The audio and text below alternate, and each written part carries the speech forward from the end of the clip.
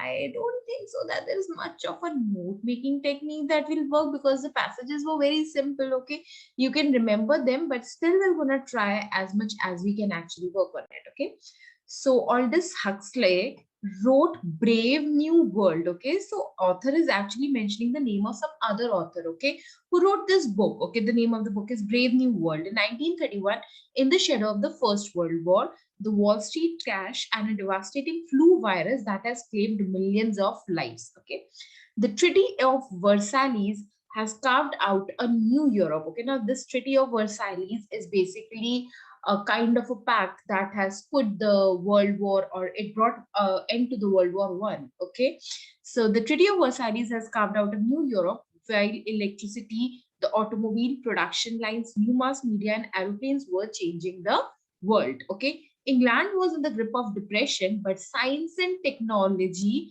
promised a better future. Okay, a world where disease, drudgery, and poverty might no longer exist. Okay, now this is actually the author's opinion in the coming lines, which is really important. Okay, very few writers were bold enough to challenge this naive optimism, but in Brave New World, Huxley certainly did. Okay, now his works adopted by Don King for the stage and premiering at Royal Antwerp, Northampton challenges audience to do the same. Okay, so now see, there are two things which is actually happening in this particular paragraph. Okay, now here the first concept is that the author is actually talking about Brave New World. It is a book, okay, which is written by Huxley. Okay, so Huxley is the author.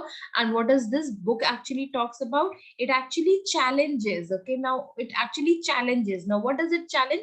It challenges this naive optimism. Now what is this naive optimism? We know that the Europe was actually in a bad condition. Okay, so it has just overcome with the World War. There was a Wall Street crash. There was a devastating flu virus. But amidst all these things, what was promising was the science, okay, that they were changing the world. So England was in the grip of depression, but science and technology promised a better future, okay, where there will be no disease, drudgery, and poverty might no longer exist, okay. But the Huxley actually challenged this naive optimism. Okay, now what is this naive optimism?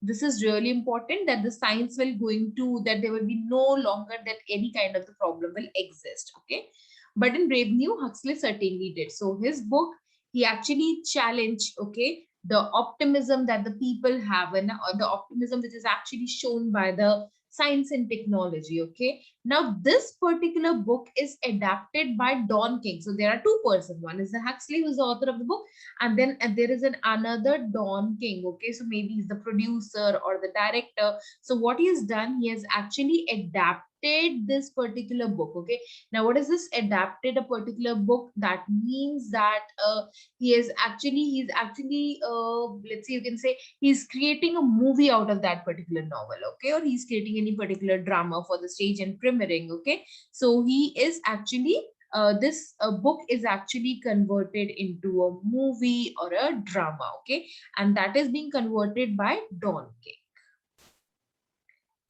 Okay, so now, and audiences to do the same. Now what he wants, what's the main purpose of conversion? That because he also wants the audiences to think about the optimism that the science and technology gives us. Okay, so I mean, like, is it truly we need to be really optimistic? Okay, so the COVID is one of the example right now. Okay, one challenge for the adaptation. Now this is a challenge for the adaptation. Now we are talking it from the point of view of the uh, drama. Okay, so it is from the point of view of the drama, which is adopted by the adapted by the Don King. Okay, so one challenge for the adaptation would be to underscore how relevant Huxley is today and how he foresaw so many problems of the afflicting 21st century society. Okay, so one challenge for the adaptation would be to underscore how relevant, okay, this Huxley is today and how he foresaw so many problems affecting 21st century society. Okay, so he foresaw some problem, okay, which has affected the 21st century society.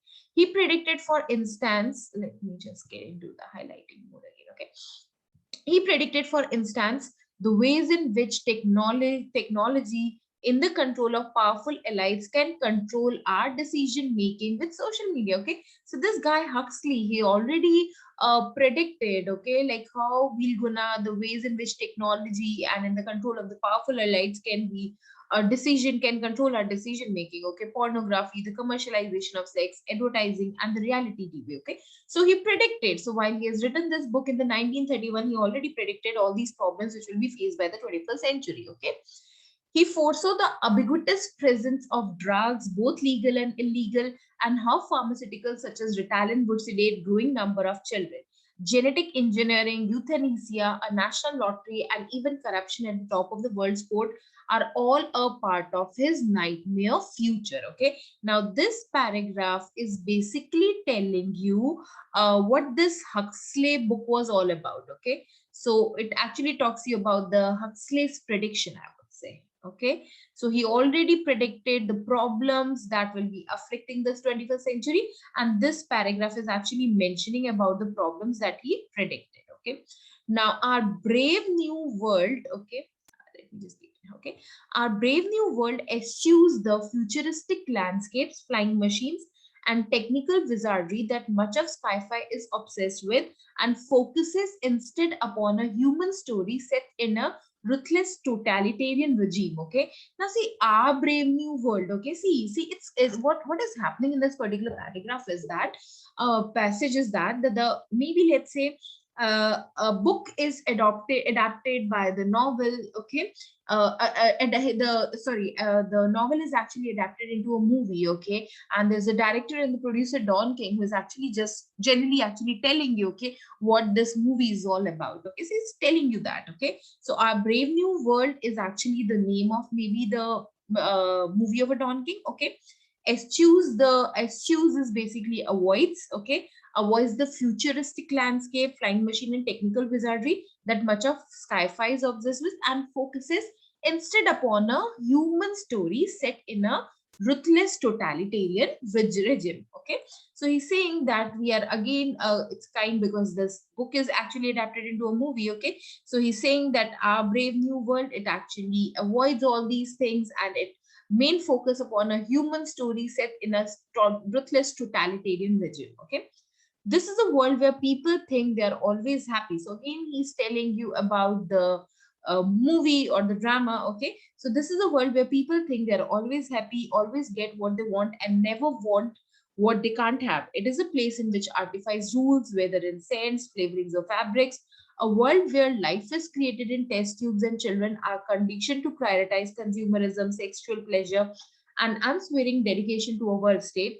Here, real emotion and ideals are purged. Concepts such as family, religion, empathy, and honor are banned, and history is bunk. Okay, so again, what I can say from this particular passage is he's again telling you about that the focus is on a human story that is set in a ruthless totalitarian regime. Okay, so he's further telling you that what happens, okay, with the world. Okay, Don has always believed that an adaptation of Brave New World must speak powerfully to a 21st century world in which we have become enslaved by a compulsion for easy pleasure without accountability, and where a banal popular culture opiates the masses. Okay, so in a quick summary, because this is quite easy to read, so there's not much of the contribution, because at one reading you're able to understand what is happening. Okay, but what is happening, there is one particular book, the name is Brave New World. Okay, so it was written by the Huxley. Okay,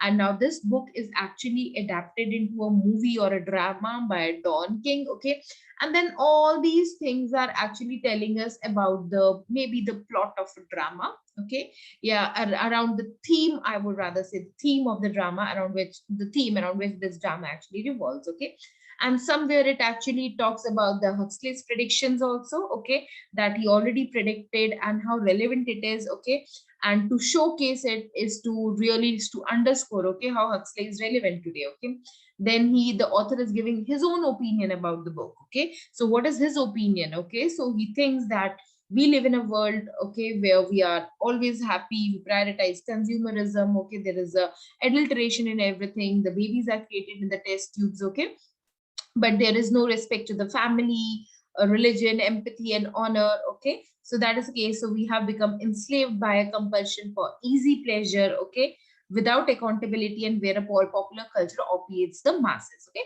so he's actually telling us the theme of the book. Okay, and his opinion about it. Okay, so that is the case. So the author has just, I would say that the author's view is not present here. Okay, so the author's view is not present here. Maybe in case, yeah, but our brave new world maybe suggests that the author is the Don King himself. Okay, so something which is, it is kind of a narrative. Okay, so that is what I would say. Okay, but nothing in specific about the author's opinion or something like that. What we can infer is that maybe the Don King is the author or the speaker of all these lines. Okay, so that is the case. So let's just go through the questions. Okay, so according to the passage, which of the following statement is definitely true? Okay, now see, you need to focus here on the words. The statement is which of the following is definitely true. Okay, now Huxley's Brave New World is fundamental, a human story set in a ruthless totalitarian regime. Is it correct? I mean, like, you need to be really very careful. Huxley's Brave New World is fundamentally a human story set in a ruthless totalitarian regime.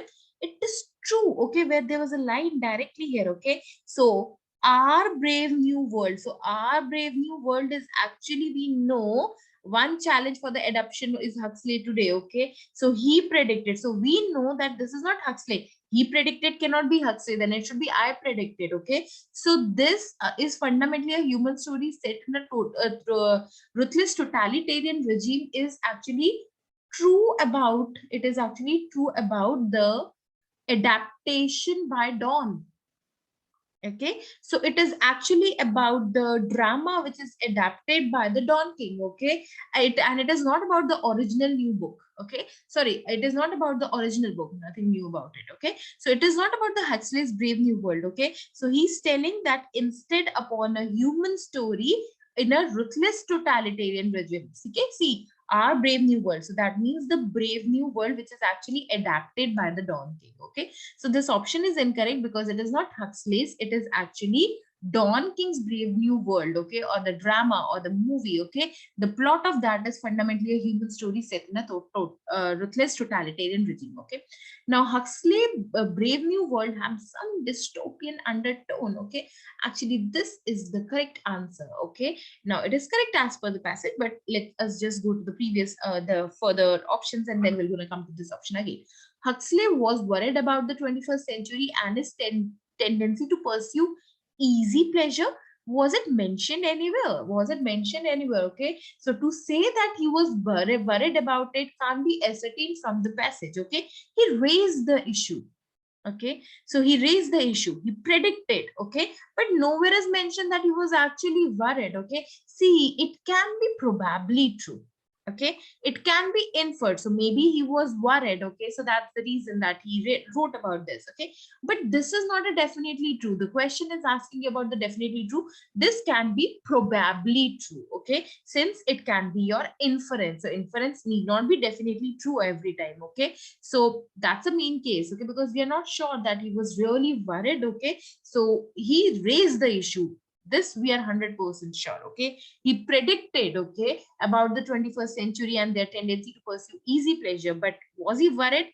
Can be probably true or probably false for that matter, but not definitely true. Okay, Don predicted that technology in the control of powerful elites would control humans. Okay, so Don predicted that, no, where was there? Now it was he predicted, he predicted, it was not Dawn. Okay, again a mismatch. Okay, so that's what I told you, that there is a click between in this particular passage. Okay, that is, you need to be really clear, be careful, what does the Huxley do and what does this guy, what was the name, Don King do. Okay, so there is two difference. Now he predicted. Okay, so he is not Don King. Okay, Don King is actually narrating this particular dialogues, I would say, or this particular thing. Okay, so one challenge for the adaptation would be to underscore how relevant Huxley is today and how he foresaw. So he is actually used for the Huxley. Okay, so many problems afflicting the 21st. he predicted, for instance. So again, he is actually used for the Huxley. So it is not Dawn who predicted it. It was Huxley who predicted that technology in the control of powerful elites can control our decision making. Okay, so this is incorrect. So by negating all the options also, we are left with the option number 2. But anyhow, let's see the logic behind it. So somewhere you need to know the meaning of the word dystopian here. Okay, so Huxley's Brave New World has some dystopian undertone. Okay, now what is this dystopian is actually I would, in a very easy meaning, in case if I'll give, it is actually a person who imagines or who foresees is a better version, okay, a state or a society where there is a great sufferings or injustice. Okay, so Huxley's Brave New World has some, see, the word some is absolutely correct. Okay, so some dystopian undertone. Okay, so I mean, like, dystopian is a person who imagines or foresees a state or a society where there is a suffering, injustice. Okay, so we can say that his Brave New World has some dystopian undertone. Okay, because that is what he's talking about. Okay, see, the predicted in which technology is the control of powerful elites, the social media, the commercialization, advertising, drugs, ubiquitous presence. Okay, sedate growing number of children. Okay, euthanasia, corruption. Okay, so all these has some dystopian undertone. Okay, something that mentions of foresees. Okay, so that is the case, and some is absolutely the correct word for it. So that's the reason that the second is the correct answer. Okay, so now let's move to the question number 2. Okay, so as per the author, what is the significance of the line history is bunk? Okay, and when you know that there is particular line, it should need to actually agree with the overall theme of the passage. Okay, so what is the significance of the line history is bunk, and where this particular line was actually mentioned, the history is bunk? So it's mentioned, yeah, history is bunk. Okay, so what is the significance of the line? The history is bunk. Okay, so we know that this particular line was spoken or was taken in consideration by Don King. Okay, so it highlights the perils of a brave new world that we inhabit now. So perils are basically the dangers. Okay, it presents Dawn's vision of ideal adaptation. So we still have not figured out with this particular option. Okay, so let's see. It presents Dawn's vision of the ideal adaptation of the Huxley's Brave New World. Nowhere in the passage it actually talks about the ideal adaptation. What we know is that they actually adapted this particular book into a novel. Okay, but whether it is an ideal adaptation, we're saying it is a challenge. Okay, so we cannot say that the ideal adaptation, it presents a Dawn's vision of the ideal adaptation. So the words are incorrect because of the ideal adaptation. Now, it showcases the human side of the adaptation of Huxley's Brave New World, okay? Or it clarifies some tenets of the world in which Dawn's adaptation is set, okay? See, we can eliminate option number 3, okay? Why we can eliminate option number 3? Because it's saying that, it is saying that it showcases the human side of the adaptation of the Huxley's Brave New World, okay? This is not talking about the Huxley's Brave New World. Okay, see, the sentence is mentioned with respect to the setting of Dawn's adaptation. Okay, so this is actually what is Dawn, how the Dawn is actually adapting this particular book. Okay, so it is actually from the point of view of the setting of a Dawn's adaptation. Okay, it is not from the point of view of a Huxley's Brave New World. Okay, so it showcases the human side of the adaptation of the Huxley's Brave New World. It's not that. It is not a Huxley's Brave New World, but it is basically, let's say, the Dawn. What is the opinion of the Dawn for that matter? Okay, so this is the world where the people are there. Okay, now it highlights the perils. Perils is basically the dangers of the brave new world that we inhabit now. Okay, so the dangers, it highlights the dangers of the brave new world that we inhabit now. So again, the dangers is not being mentioned here. Okay, it is not about the dangers. Okay, the correct answer to this question, it's a fourth. It clarified some tenets of the world in which Dawn's adaptation is set. Okay, so it is talking about the Dawn's adaptation. Okay, so this is a world. Now see, again, words, world. Okay, so it clarifies some tenets of the world Okay, it's not about the brave new world. Okay, it's about the world. Okay, so this is a world where people think they're always happy, always get what they want, and never want what they can't have. It is a place in which artifice rules, whether in scents, flavorings, or fabrics. A world, okay, where life is created in test tubes and children are conditioned to prioritize consumerism, sexual pleasure, and unswearing dedication to a world state. Here, real emotions and ideals are purged. Concepts such as family, religion, empathy, honored and banned, and history is bunk. Okay, so what we know that this is actually the Don's opinion. First of all, this is not a Huxley's opinion. Okay, since it is not an Huxley's opinion, let me just get into this concept here. Okay, since see, the second can be rejected because this is not an ideal adaptation. It showcases the human side of the adaptation of the Huxley's Brave New World. So it is not about the adaptation of Huxley's Brave New World. It is basically a Dawn's adaptation. It is basically talking about the setting of, I would say, a setting of Dawn's adaptation.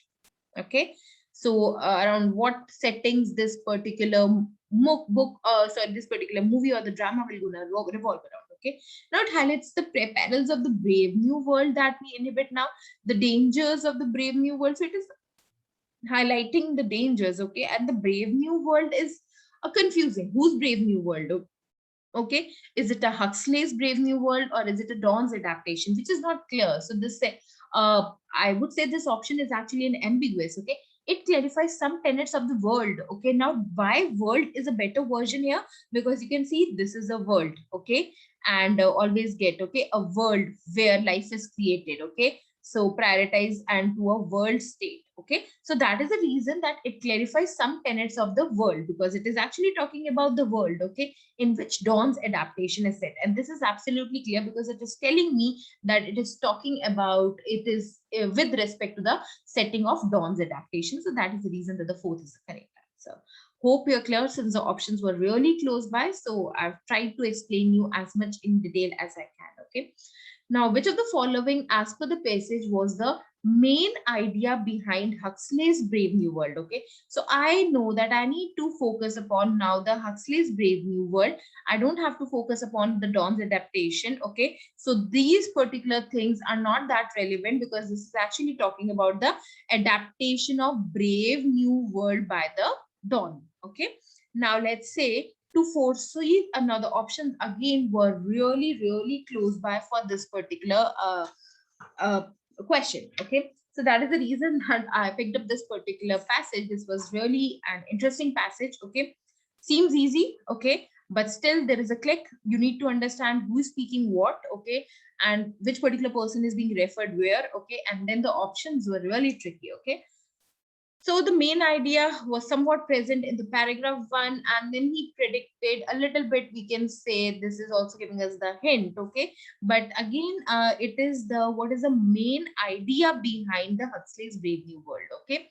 So let's read this, okay? To foresee the many afflictions of the 21st century, okay? To foresee the many afflictions of the 21st century, it's written here, okay? One challenge for the adaptation, where is the cursor? I keep on missing my, okay, yeah. So one challenge for the adaptation would be to underscore how relevant Huxley is today and how he foresees so many problems afflicting the 21st century, okay? So no doubt that he foresees the many afflictions of the 21st century, okay? But was this was this the main idea, okay? The main idea of writing this particular book by Huxley was just to predict the problems afflicting the 21st century, or was there something else? Okay, so he was not merely foreseeing the problems. Okay, he was actually somewhere he was criticizing. See, very few writers were bold enough to challenge this naive optimism. Okay, but in Brave New World, Huxley certainly did. Okay, so what he is doing is that no doubt that he mentioned so many problems which are affecting the 21st century, but the main purpose behind writing this was actually to challenge the optimism that the science and technology has given to the Europe or the England, which was actually in the grip of depression. Okay, but they actually promised a better future. Okay, so he challenged this naive optimism, and while challenging, okay, he has actually given you the problems. Okay, he actually foresee, okay, which serve as an example that why he's challenging this as a naive optimism. Okay, so to foresee many problems is actually to get into the point that why he is challenging this naive optimism, why just like his contemporary people, okay, uh, he's not being optimistic, he's actually criticizing, okay, so he's criticizing his contemporaries also, okay. Now, to criticize the scientific advancements of the 21st century, now see again how the closely the options are, okay. So he's not criticizing the scientific advancement, he's not against the scientific advancements, okay. Nowhere he says that I don't believe in that the science should not progress, okay. So he what he says that the science and technology is promising a better future, okay, but we need not be too much optimistic about it, okay. So he's not criticizing that, what he's criticizing is that too much of optimism for the science and technology, okay. So he's not against the scientific advancements, the words here are incorrect, okay. To challenge the overall optimistic mood of his generation. This was actually the main idea which can be figured from this particular line, that very few writers were bold enough to challenge this naive optimism. Now, very few writers, okay, but in Brave New World, Huxley certainly did. Okay, so what was the main idea was to challenge the overtly optimistic mood of his generation. Now, to expose the perils of being too optimistic about the future. Okay, uh, you see again this was, I would say, to expose the dangers of being too optimistic about the future, okay. So expose the dangers of being too optimistic, it is too generic to be true, okay. I was not saying that again he was against the optimism, okay. He was not against the optimism, okay. Like Huxley was not against being optimistic in general, okay.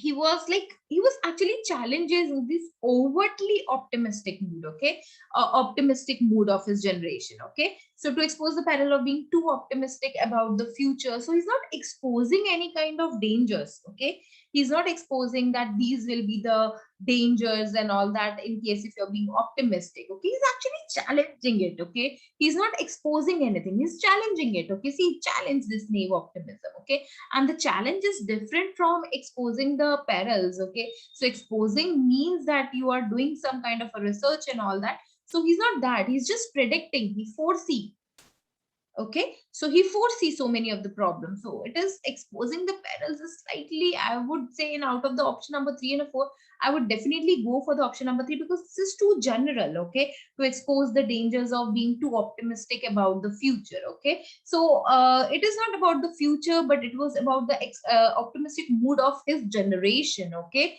So very few writers were bold enough to challenge this naive optimism. So this naive optimism is that the people of that particular time when the Huxley was there, or the Huxley has written this particular Brave New World, they were really optimism, kept science and technology are, then everything will be fine, everything will be in a perfect this, okay. So Huxley challenged this particular optimism, this naive optimism, okay.